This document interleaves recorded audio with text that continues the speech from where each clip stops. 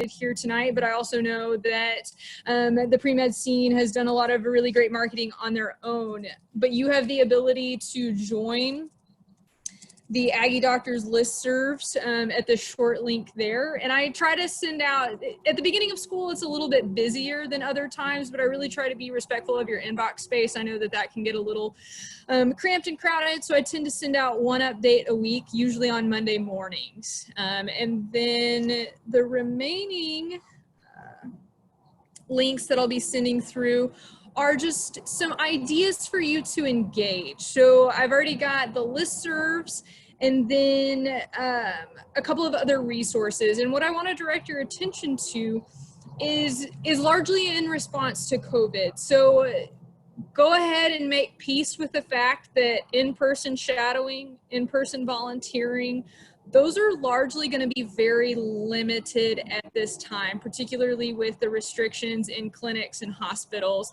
and they're probably not going to go away anytime soon. However, don't let that get you discouraged or think that that's going to put you too far behind. The medical schools are very aware of these restrictions. They're facing them themselves.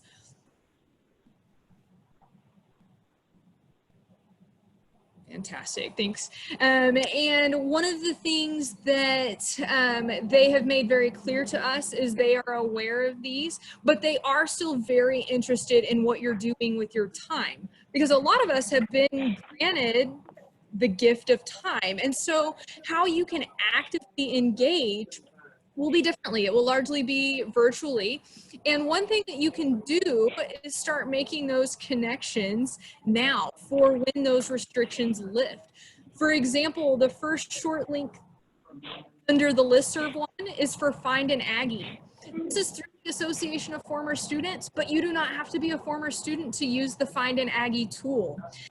What I would strongly encourage, because you can use different kinds of filters to search, be very strategic. Find physicians in your hometown, because even if COVID was not around and restrictions were not in place, finding shadowing and volunteering in Bryan College Station can certainly be very difficult, kind of that needle in a haystack type situation. So go ahead and reach out to these Aggie physicians. If it's your first year at A&M, you will quickly find that Aggies are super helpful in whatever way that they can be. For those of y'all that have been around the block a couple of times, Aggies love helping people. Y'all are so altruistic. And the beautiful thing is Aggies love helping Aggies. So reach out, find somebody in your area, start building those connections. Mentorship, relationship.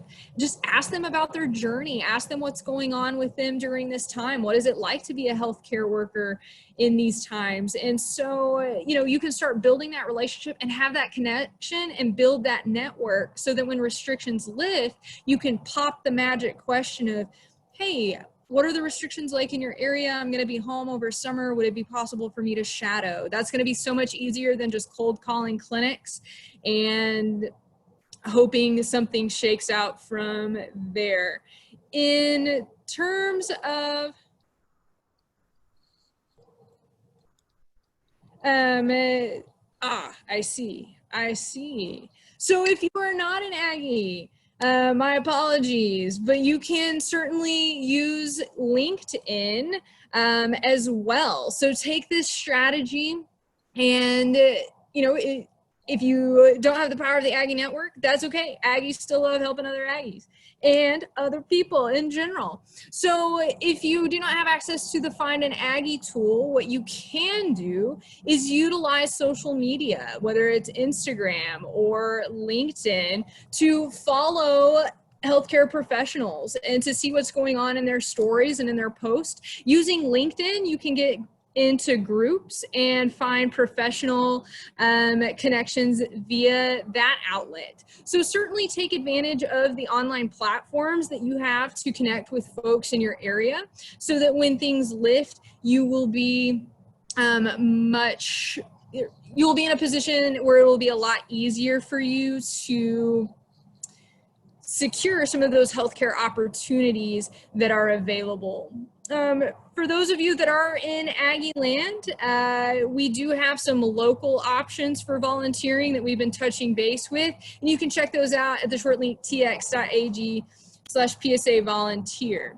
But something that can be done from anywhere. If you've been watching any of the news outlets, they have some really cute pen pal programs for folks in the residents of nursing homes, because unfortunately the elderly have not been able to see their loved ones since March, and they're desperate for human connection.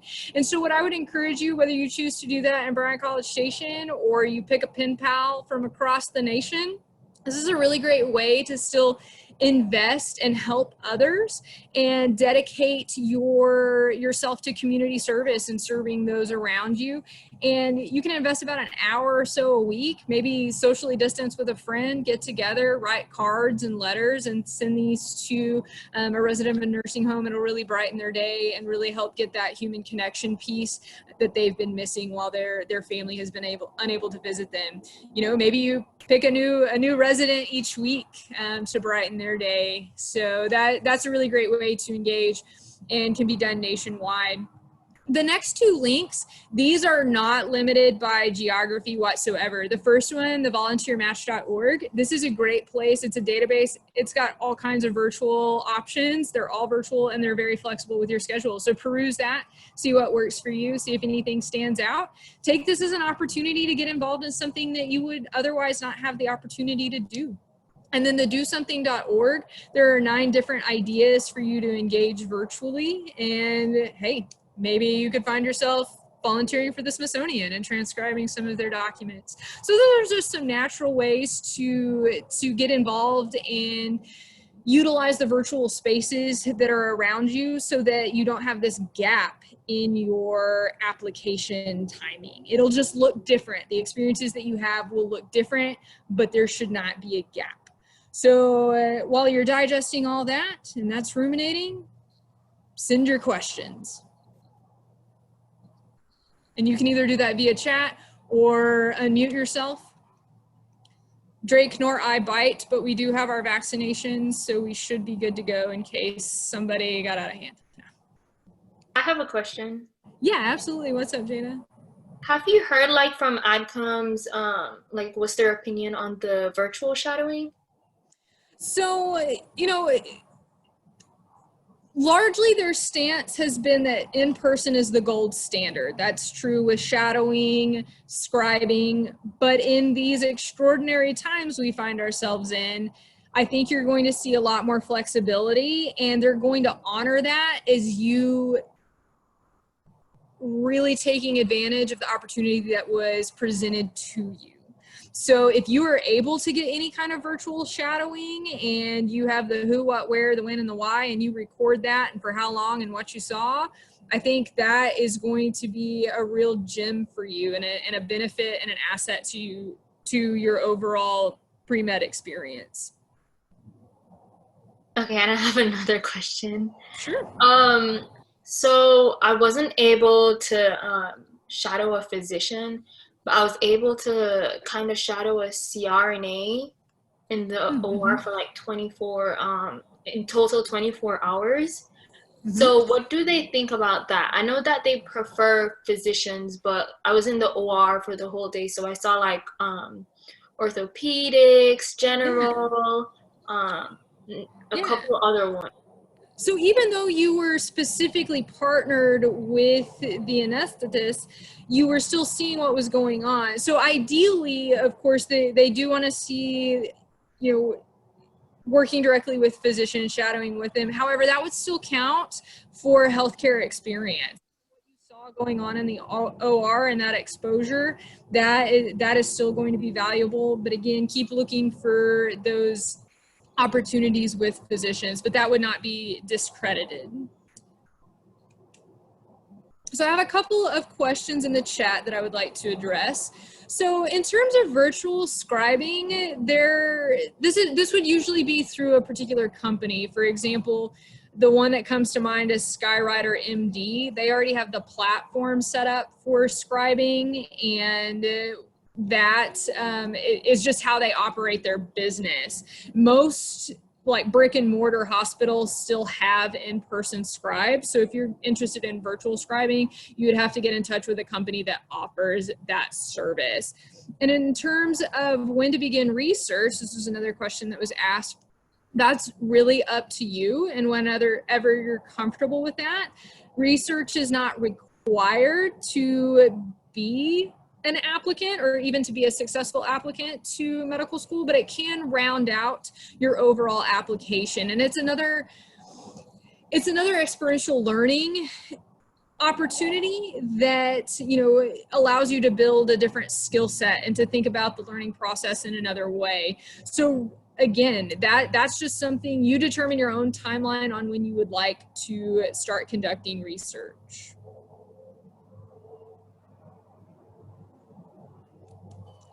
Yes, so in regards to medical schools looking for community service, so something that they're looking for all the time. You know, they're wanting you to have healthcare experience. They understand that that's not always going to be consistent, but they do want you to be able to really invest somewhere where you're giving back to the community in a way that does not have anything to do with medicine whatsoever. So they're also looking for long-term commitments, because the medical profession and becoming a physician, it's a marathon, not a sprint. So they're looking for you to start laying that foundation early. So what they would prefer to see is that you found, you know, maybe a local nonprofit or a volunteering opportunity to invest in, you know, consistently for maybe even your entire undergraduate career, or at least consecutive semesters. They would rather you see you have 100 hours with one spot than 100 hours from 100 different places. They're looking for you to put down some roots. Again, that might be a little bit difficult in this time, but if you can find something to do consistently, and again, it can be anything that you're passionate about. Maybe you really like dogs, like the little stinker I have running around, and so you volunteer every Saturday at the Humane Society. Maybe you are really passionate about decreasing food deserts, and so you find a way to help with establishing community gardens and upkeeping that. So it's really just wherever you find a landing spot and can invest. So a really great way to keep track is, you know, Google Doc, a Google Sheet. If you're old school and you like pen and paper, just make sure that you keep an organized file. The beautiful thing about having an electronic file is that you can, you know, if you're making sure that you're keeping very clean records, you can very easily transfer that to your application at some point in time. And in terms of, there's not really a specific way how the application will ask you. They'll ask you like the title of the event, a description of the event, you know, start and end dates, how many hours, and then they'll ask you specifics like what did you do during that particular event or opportunity. One thing that I would probably encourage, well, not probably, I would most definitely encourage you to add on to that would be like a sixth little item, a reflection. And I would do this whether it's volunteering, whether it's shadowing, whether it's your healthcare, just general experience, maybe you're volunteering in the ER. And give yourself a little reflection piece, right? 1 to 2 sentences. How did you feel? What did you see? What did you learn? Was there anything that surprised you or, you know, had a strong emotional reaction to? Coming back to those reflections, that'll really help you to write your personal statement and articulate why medicine later on. So your future self will be very grateful that your past self wrote those down. So in terms of how many slots are there for extracurriculars and volunteering, that's going to vary based on the application service that you're using. For TMDSES, you're not, that's the Texas Public Medical and Dental School application, you're not hindered or limited by the number of activities that you are able to include.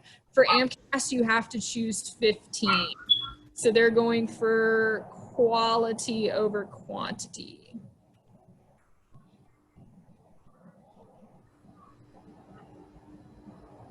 Scribing would go under clinical.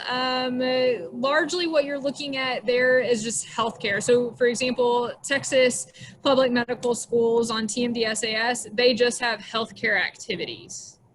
So for that, they're not going to split it out into clinical, non-clinical. But if you're thinking about classifying your volunteering as a healthcare activity or just general community service, you'll certainly want to evaluate what you're doing. So let's say that I was volunteering at a local ER, but all I did was check in patients. I never really did anything other than give them paperwork. That's going to be just more volunteering in general or community service. But if I had a hand in taking that patient back or was taking vitals and getting their initial chief complaint and then handing that off to the healthcare professionals, that could go under a healthcare activity.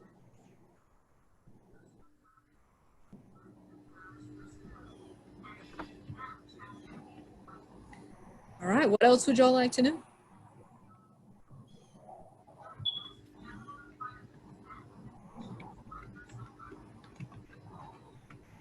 Okay, so I have a really insightful question about leadership in the application. So one thing that medical schools are looking for are going to be traits of excellent leaders, and that does not have to come from an officer position. And that certainly doesn't have to come from an officer position in a pre-medical organization. It can, and many applicants, that is the reality, but that is not a requirement. You can show leadership in many different areas. Maybe it's in an actual volunteering position and you get to the point where you're trusted, you're a go-to individual, and you help train other volunteers. Maybe you're in a research lab and you're given an independent project and you have folks that help you and you train them. So again, there are going to be a lot of different ways to exhibit those leadership qualities that do not have to have anything to do with a title. So you make the judgment call on that. Tutoring, working as a TA or an SI, those are other ways to be a leader without being elected to a particular role.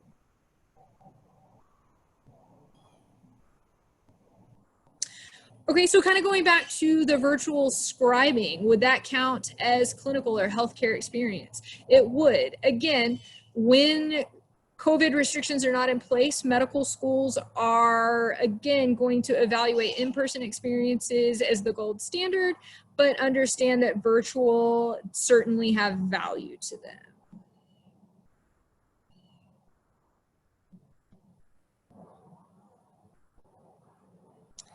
So I have a question about kind of distinguishing between two different minors. I would say that if you have equal interest in both, it's going to take the same amount of classes for you to obtain them. I would really, for you, that's going to be an individual process to decide between the two. Think about what the long-term advantages would be of one over the other and kind of make yourself a personal pros and cons list and then make your peace with it, because the medical schools, they're not looking for particular subject area tracks beyond the prerequisite courses. They want you to really have an educational experience that is your own and be able to articulate why you chose a particular route. So that is a very personal question. And again, the medical schools have no preference. One is not going to look more competitive than the other. They will want to know your motivation for choosing some of the courses that you do.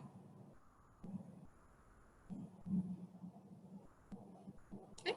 So I have a question about taking gap years and what kind of clinical experience would I recommend in that situation.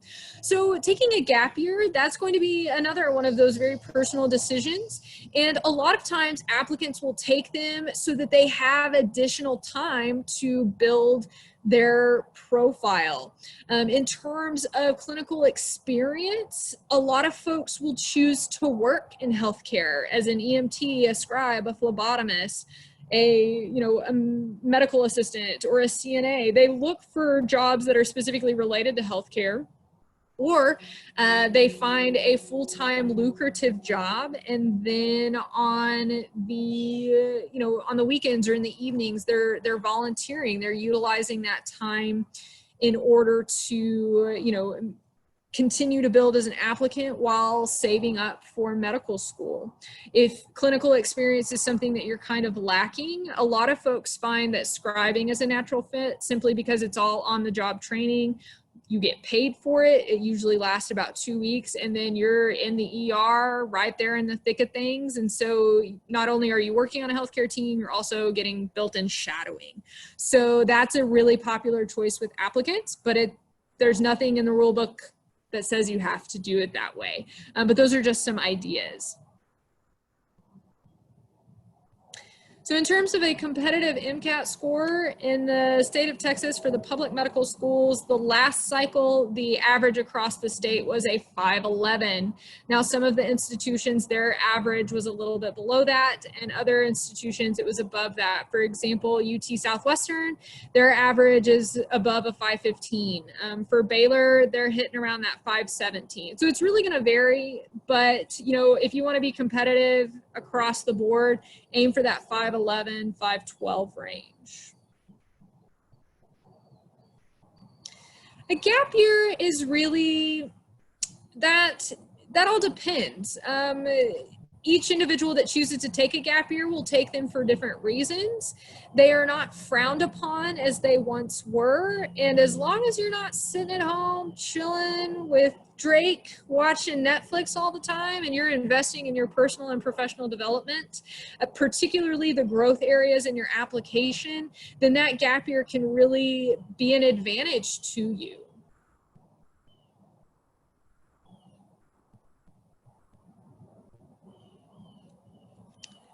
Oh, I have a question from an individual that worked as a pharmacy tech for a good amount of time, and that certainly goes under healthcare experience. And on the Texas application, you're not allowed to double dip with the exception of healthcare related jobs. So that would be something that you would include in healthcare and in employment.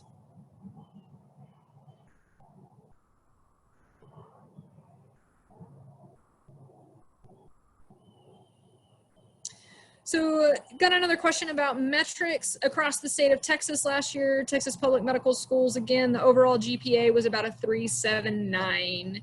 So being within a couple of hundredths of a point of that would be ideal. All right, what advice do I have for freshmen?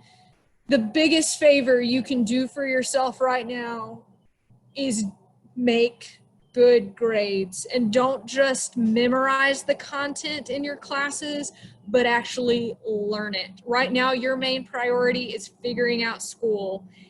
Make the grades, figure out how to study, what works best for you, find yourself a rhythm, and then let the other stuff come in naturally. But your main focus right now is grades and engaging and learning about the pre-med journey and what that timeline looks like so that you can start building in those experiences along the way. But again, your main priority should be metrics and finding a place to call home and to get involved on your home campus.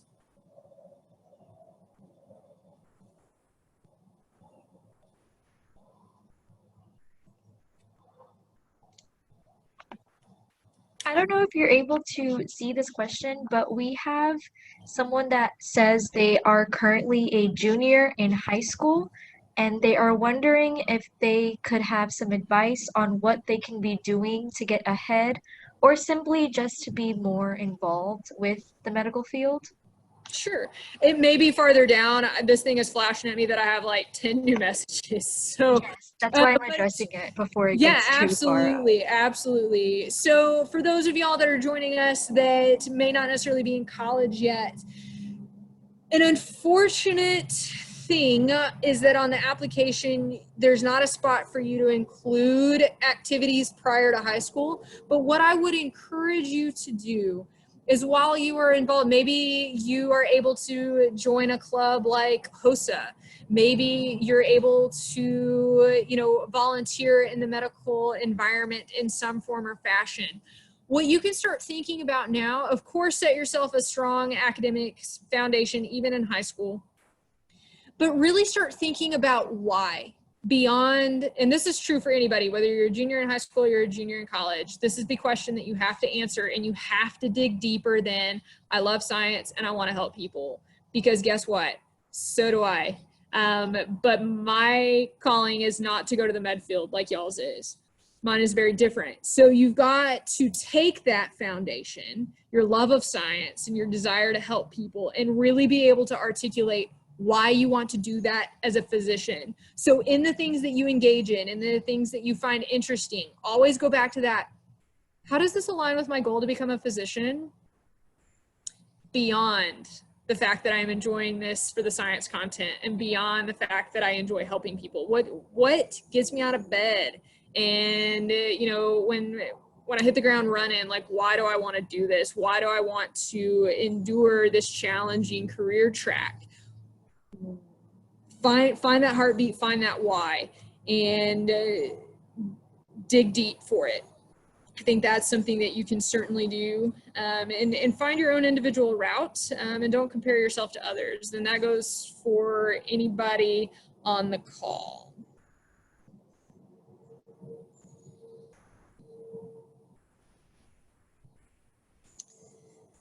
Got a question about GPA benchmarks and postbacks. There's a lot going into that. Asking if a 3.5 or lower would be a good cutoff. 3.5 is kind of that tipping point.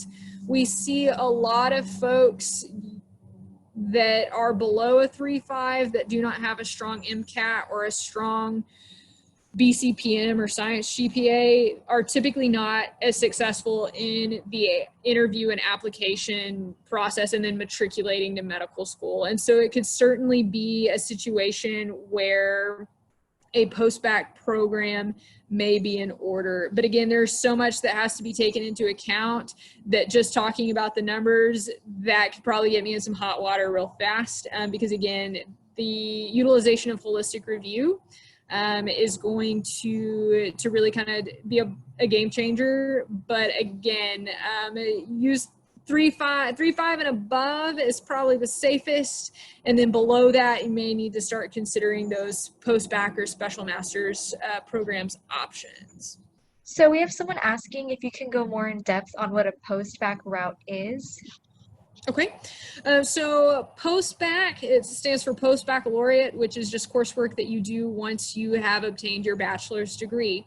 There are special programs in Texas and across the nation that are specifically designed for students interested in going into professional school. Typically your vet students, you know, pre-dental, pre-medical, pre-PA. Those programs are going to include a lot of upper division science coursework taught at a very rigorous level. Some of the programs are actually partnered with the medical schools, and you are sitting in class with the MS1s. And so you're actually doing a good chunk of your first year of medical school. So what this does is it gives you an opportunity to extend your academic experience, gain an additional post-bac or graduate GPA, so that it lets the medical schools know that you're able to essentially hack it at their level.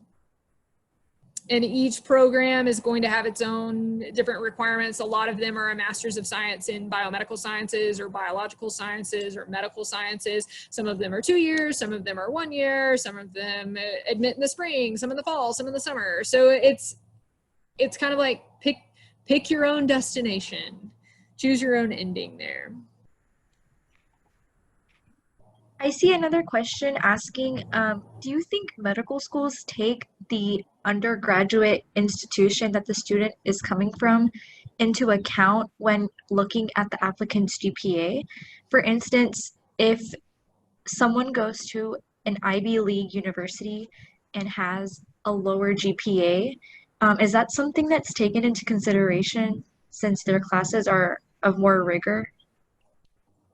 The rigor of the course and the reputation of the institution is a very small part. You're going to be in a pool of people that did go to an Ivy League institution and made the grades. So I think in terms of the medical school adcoms, they think all is fair in love and war. So make the grades. That's kind of their thought on it, because it's what you'll be expected to do at that point and on your certification exams and moving forward.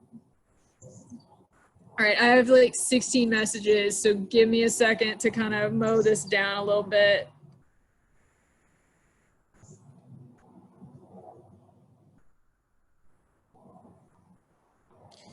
I have a question about, is going abroad a good idea for pre-med students? Only if you want to. It's another experiential learning experience. If you're just doing it because you think it's a checklist item and you think it's going to make you stand out and that's the only reason you want to go, then don't. But if you really want to see a part of the world and experience the culture and learn something new, by all means go and enjoy it to the fullest and really have those takeaway messages. And be ready to talk about it, because that's a great talking piece for interviews and essays. But again, don't let that be the only reason that you're interested in going.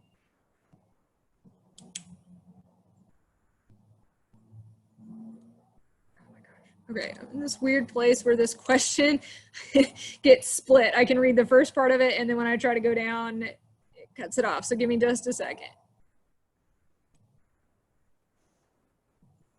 Okay, so I've got a question about an individual who they are not coming from a traditional degree track necessarily, and they have a lucrative job lined up after graduation for their gap year. That is not a red flag as long as you are still engaging with your community and that you are able to talk about what that job did in terms of interpersonal skills and professional development. So think about what you're learning in that position that could be applied to any professional setting. So no, it doesn't have to be healthcare related. The job that you take in your gap year does not have to be healthcare related whatsoever. Okay, we talked a little bit about that.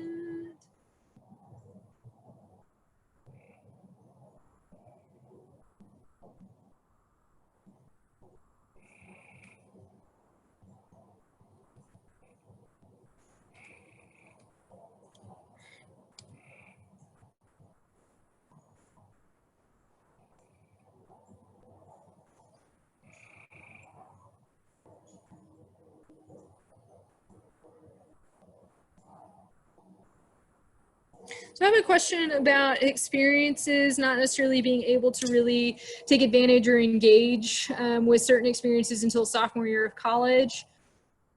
That is not a problem. Once you're able to take advantage of those opportunities, though, certainly to whatever extent that you're able, keep on keeping on. But they understand, like, freshman year, it's a weird time. It's a lot of transition. And so getting yourself set up and then finding yourself and settling down in the second year, that's very typical.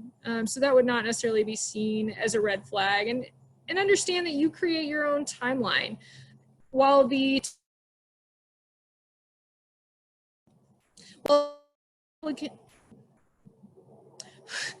and this mute button. Woo! While the typical applicant might be applying, in between their junior and senior year, that doesn't mean that you have to. Can y'all hear me? Will somebody do a reaction? We can hear you. Yeah. Because I keep getting this message that says I'm muted when I'm not. So this is very odd. Thank you.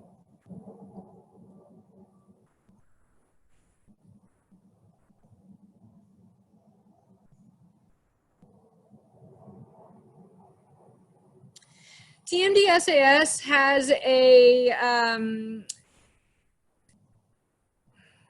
in terms of the plus and the minus, it really doesn't necessarily factor in as much. You're able to record that, but I think that they kind of just level it all out. An A is an A is an A B is a B is a B.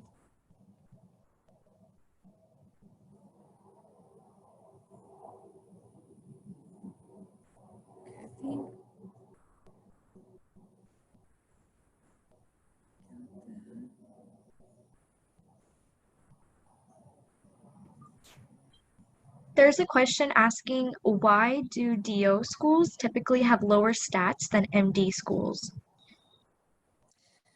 That is a very interesting question, and I think that there are a lot of factors that go into that, but they rely very, very heavily on holistic review. Whereas while allopathic schools say that they do, and they utilize that, but their focus does tend to still be on metrics, whereas the DO school is really looking at the applicant overall and looking at all kinds of different patterns.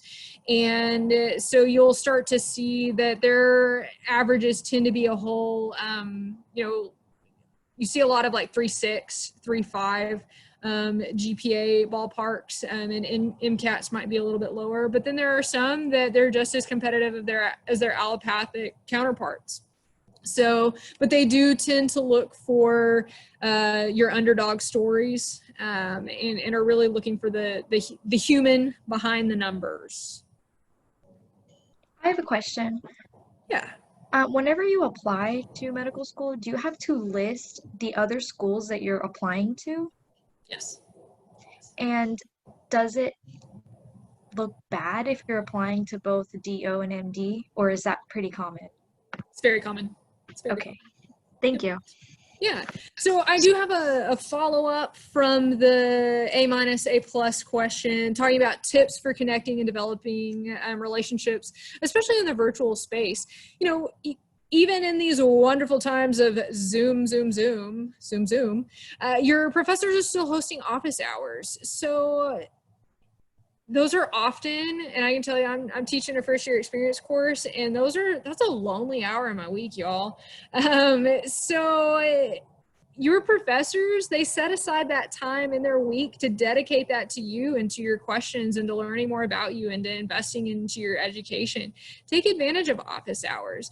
You know, think about what you're learning in class and try to find something that it extends or expands that information, or shoot, just drop in and conduct an informal life interview. Find out about that particular individual and why they chose to, pursue their PhD and what kind of research experiences they had in graduate school and why did they choose to go to graduate school. They're human too. And we're all wired for connection, even if you have that stereotypical grumpy professor that seems like they don't necessarily want to talk. You are a product of their good work, and they want to get to know you. And again, reach out, find out a little bit more about them. And if you're looking for an in and you're looking for a strategy, I always think this is a pretty decent one. So whether you're formally preparing for your MCAT or not, you can always come up with some additional practice problems and pop into office hours. Just let them know, hey, I'm Rachel. I'm a pre-med, and I'm preparing to be successful on the MCAT. I found these additional practice problems, and I think I have them, but I'd really like to go over them and get your expert opinion and make sure that I'm doing this right and that I have this concept mastered. Because one, you're showing interest in their subject content area. Two, you found the initiative to find extra practice problems. That says something about your work ethic. Three, you have now told them you are going to take your MCAT. That ding, ding, ding means you're a pre-med. And now four, they're invested in helping you not only be successful in their course, but on your pre-med journey. And so turn that into an opportunity to say, I'm interested in going to medical school, but why did you choose to go to graduate school? There are natural ways to kind of make that connection and be strategic about developing relationships with folks. So that's a great way to connect virtually. And you can do that at any point in your educational career, whether it's your first year or one of your upperclassmen years. Okay, if there was anything that I missed, I think that I've had some good interjections to make sure that I'm on track, but if there's anything in all of that I did not get to, let me know. There's one more question. Sure. Someone is asking if they plan to take a gap year, when is the best time to ask for letters of recommendation? Should they do that before the gap year, or should it be done during the application cycle? Yeah, so that's a very good question. So if I were in that situation, my strategy would be to keep an open line of communication. So I would touch base with the folks that I would like to write my letters. So for example, for TMDSAS and typically AMCAS as well, and ACOMA schools, you're going to need at least 3 letters of recommendation. If you're an MD PhD, you can have up to 5, but 3 is fairly typical. 2 need to ideally come from professors, 1 from the STEM fields, another can come from non-STEM fields, and then the 3rd one you have leeway on. So if you're going to take a gap year and you have these 3 people in mind, let them know. Ask them how you can keep communicating with them throughout the year, because you will need, letters are only good for 1 application cycle. So if you get that right before, too early, the letter may not be valid. So for example, if you're taking a gap, like a true gap year, you're graduated and you're going to completely take a year off before applying, you would really have like 2 gap years.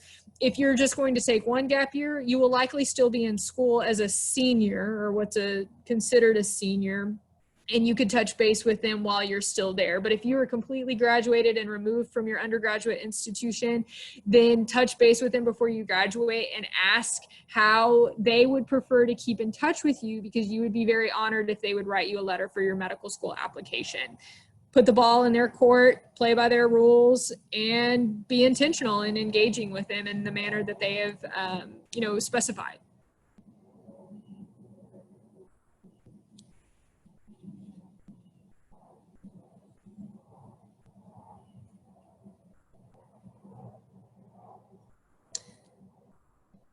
Typically, it's just 3 letters. So I have a question about where letters come from.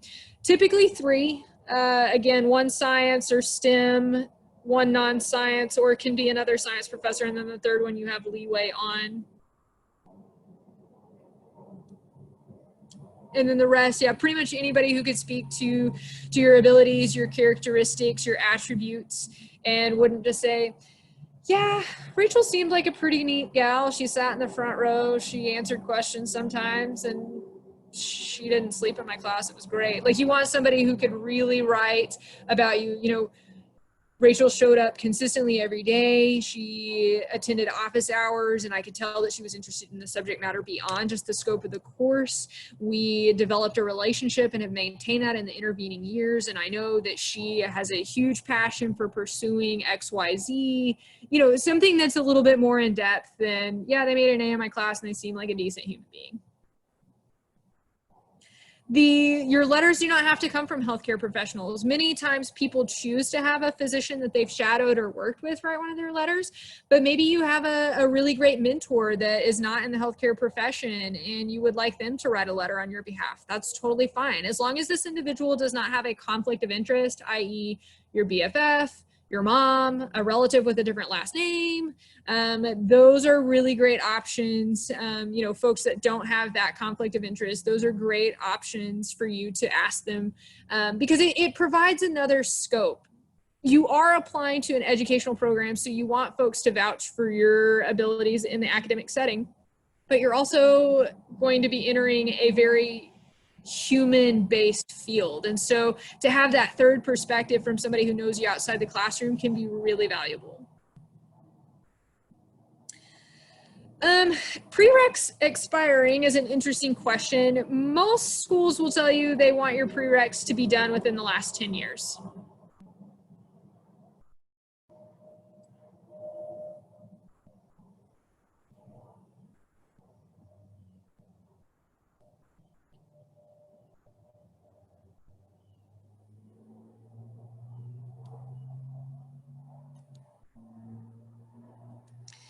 So the last major change to the Mcat, it was redone in 2015. Prior to that, it had been the same format for a good chunk of time. So I think that's just when Pearson and the AAMC are hurting for money and they need to figure out how to make more of it. So that's the unfortunate reality. I do not foresee it making any changes, but as soon as I've said that, in the year 2020, we'll wake up tomorrow and there will be a completely different version. Great question. So in terms of how does it change, and then has somebody bring up the condensed version that they're offering for COVID. So for those of y'all that do not know, typically the MCAT is about 7 hours and 45 minutes. For COVID restrictions and to try to limit the time that you're in a testing center, that has been shortened to about 5 hours and 45 minutes. From the webinar that I attended over the summer, they were very adamant that they were not keeping this shortened version of the exam past September. With the way the world is turning, we shall see if they're singing a different tune come January. But go ahead, if you're preparing over this fall to take your MCAT, it's going to be a whole lot easier to cut back your endurance than to try to have to build that up.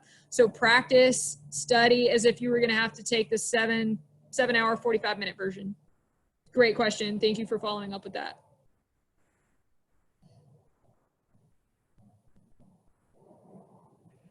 Do you have to be competitive for dual degree programs?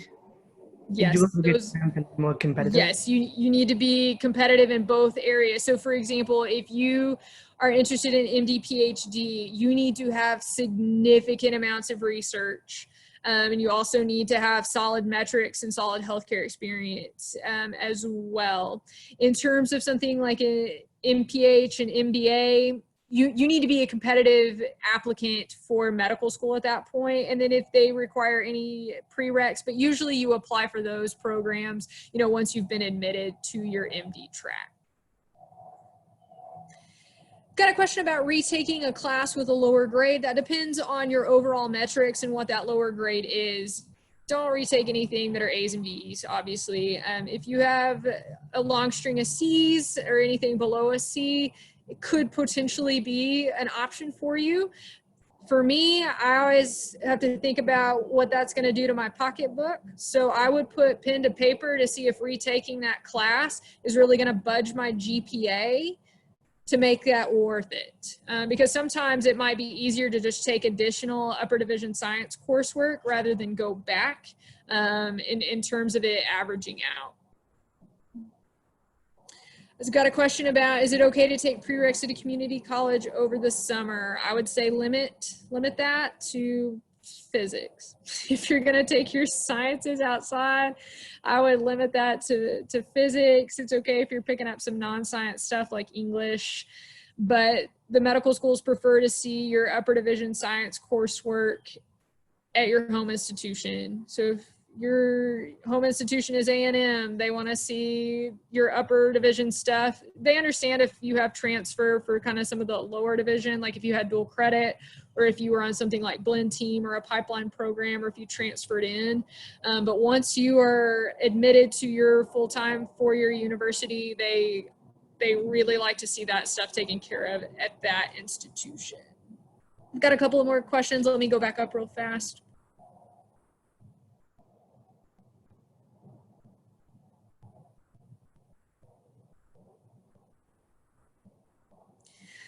I have the question about staying in touch with folks for a gap year. I mean, that's why you got to establish that strong relationship. Sometimes if you're taking more than one gap year and you're kind of removed from the university for 2 years, it may be more ideal to think about the folks that you've developed relationships with over those 2 years and consider someone at that point. But if you can maintain a relationship with a professor and you've already built a solid connection, for example, I could walk into my OChem 2 professor's office tomorrow and still ask for a letter if I needed to. So, and let's see here, what is it, 2020? I took her class nearly 10 years ago. So I promise it can be done. I promise, even at a behemoth institution like A&M, you've just got to make it happen.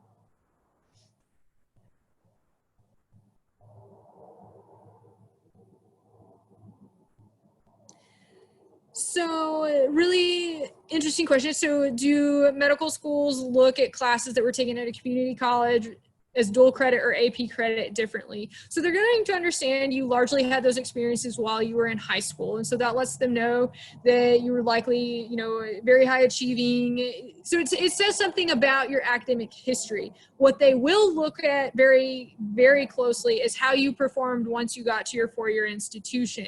So if you had success in AP and dual credit, what did that look like when you transferred to A&M, to OSU, to your Ivy League, to whatever four-year institution you are in, and you've settled into? What did your grades do after that? Was there a dip? Do you have an upward trend? Did you come in solid? So there's going to be a lot of evaluation that goes into that. They are, okay, so really good question. Your ACT and SAT scores will be recorded on your application. Their main concern, that's usually just for data purposes, their main concern are your college GPA and your Mcat.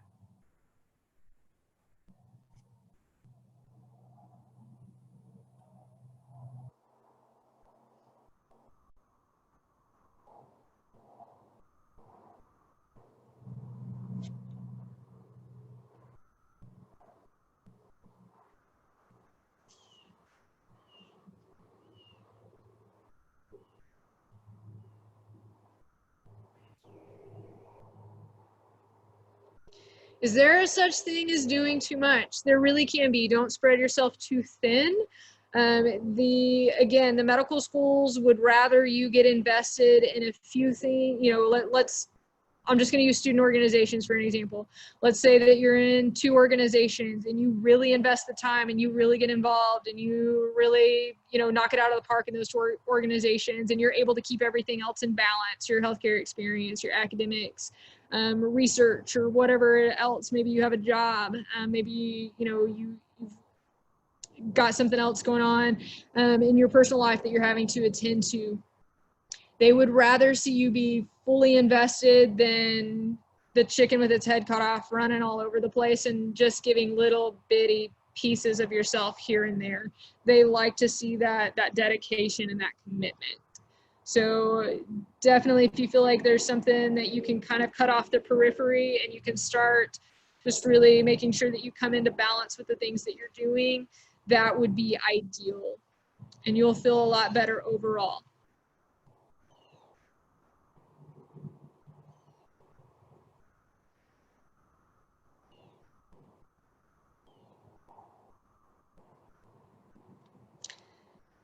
So I've got a question about some labs, taking them prior or post-graduation.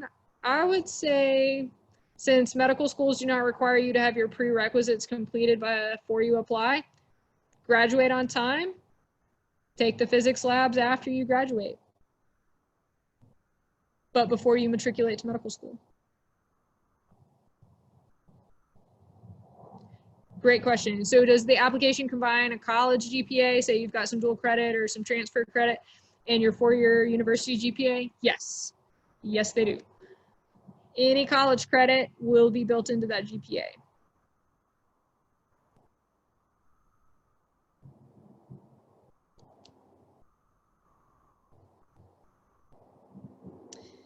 So the rocky start to college, the first couple of, first couple of years being a little rough in terms of GPA and then an upward trend, that is something that is fairly common, but it is something that folks are looking for when they look to see your overall academic history. So upward trends are ideal. I mean, coming in and knocking it out of the park is great. But again, if that was a different story, or if your journey looks a little bit different than that, don't feel like you're not competitive if you are the upward trend kind of individual. Okay, just gotta, let me go back up.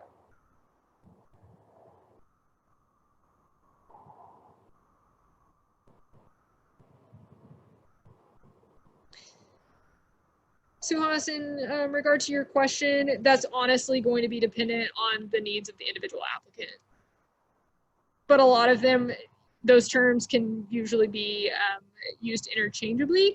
Some postbacks are do-it-yourself, and then some are more formalized. I would say the more formalized ones tend to be more similar to an SMP and are typically regarded as a little bit more reputable.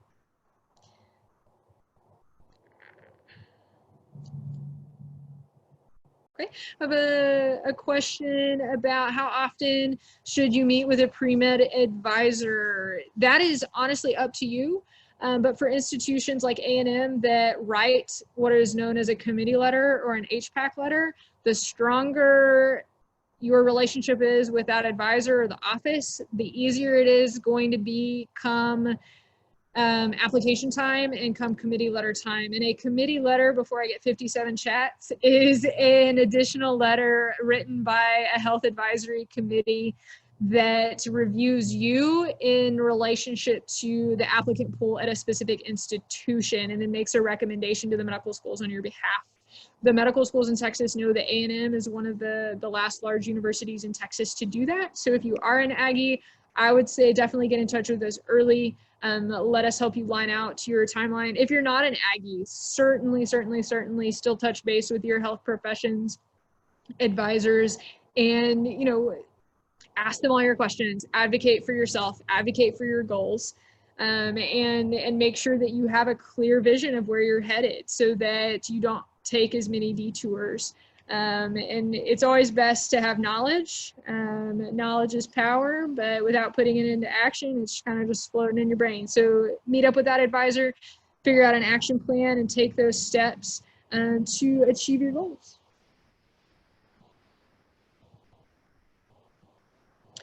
So I have a question about recommended classes such as genetics. Should those be taken before applying, or can you take them in your senior year? You can absolutely take them in your senior year, but if you take them before you apply, that could potentially help you with some content on the Mcat, but it is not required for you to apply.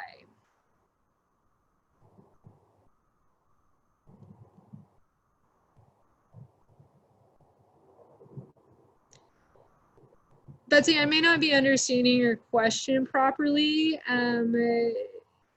So in terms of like meeting with an advisor, I know that for me, how I set that up is you come with questions to an appointment with me. Otherwise, we're going to just sit and stare at each other. And that's okay. I can do that. But I would much rather have a dynamic conversation.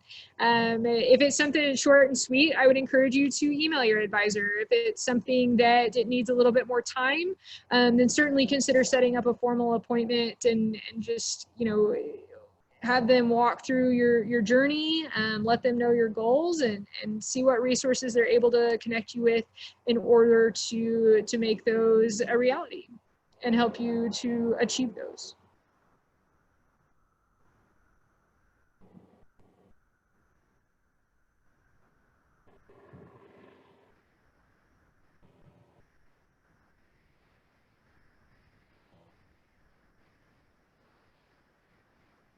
Ah, I see. Okay, so for the HPAC letter and how, so her question was actually pertaining to the committee letter. So how that works is going to be different for every institution. So I could only speak to how A&M does that. And you have to qualify for that. And every institution that writes one is going to have you go through some sort of process to make sure that they write you a quality letter. I will say, though, that for institutions, be it A&M or otherwise, the more closely you've worked with that office, the better they know you, the more personal your letter is going to be. That's just true of any letter. Same for just general professor letters. And how committee letters are organized is going to depend on the institution itself. So let's see here. So we, like I said, we don't necessarily have an automatic process, but if you go through and meet our certain requirements, we will automatically write you a letter, and it will be tailored to you. Again, I can only speak for what A&M does. How is your feel on early assurance programs?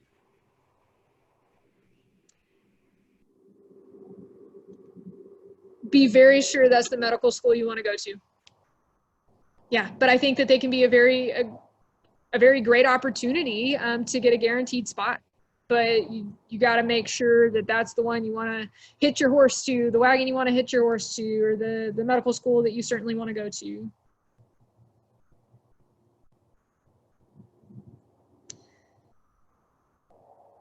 So in terms of building a relationship with your professor and getting on their good side, be interested in them as an individual. Don't just go in there self-seeking and don't go in with the intent of just gaining a letter. Get to know them with the intent of getting to know them, and the letter will be a natural byproduct.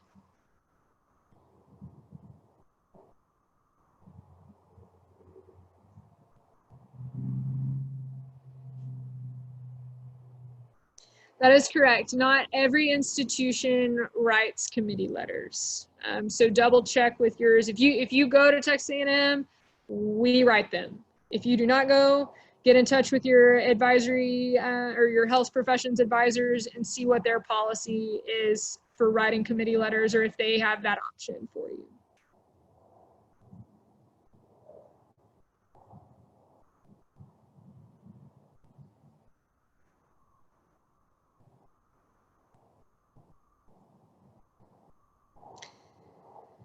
So how grades are considered, they look at them individually, they look at them by semester, they look at them in the whole of your course load. So the short answer to your question is yes, all of the above.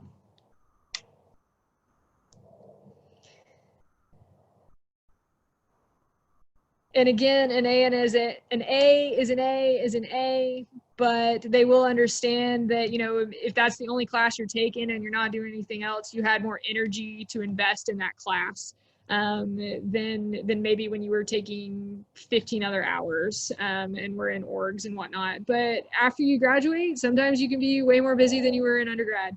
So, you know, they're going to look at you holistically. I think the national average is somewhere around 17 to 20 medical schools. Some folks that are Texas residents only apply to the TMD-SAS application and they are successful. So that is entirely up to you, what your typical will be. I think getting an A period in whatever class you're taking will be the best option for you.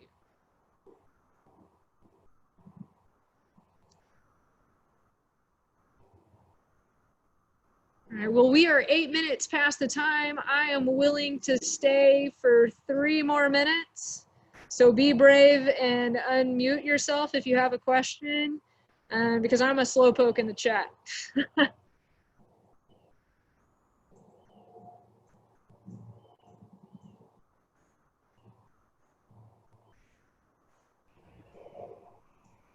Okay, I think that's everyone.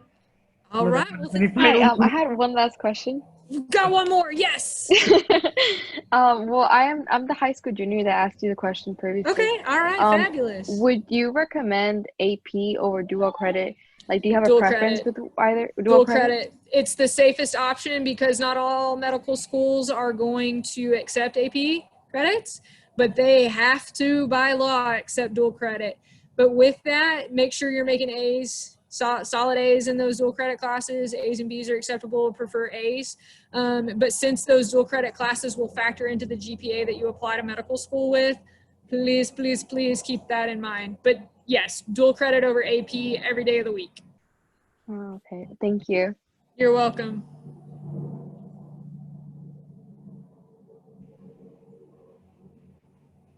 All right, I think it's time to release y'all into the world. Thank y'all for hosting me, and I hope that this was helpful. And Suhas has the end with me, so if y'all have additional questions or would like some touch points in the future, just let me know. Thank you so much, Ms. Champelik. It was so great. Thank you, Ms. Champelik. Yeah, y'all have a good one. Stay safe out there. Thank you. Bye.